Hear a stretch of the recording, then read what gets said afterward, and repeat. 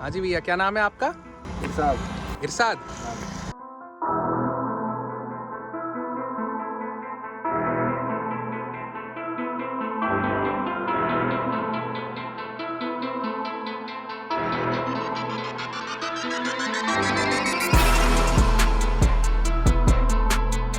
कौन सा ट्रैक्टर कौन सा है ये? फार्मट्रैक 60।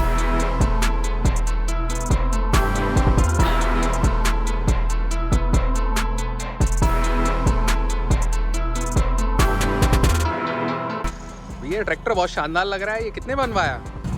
25,000 रुपये। 25,000 रुपये में।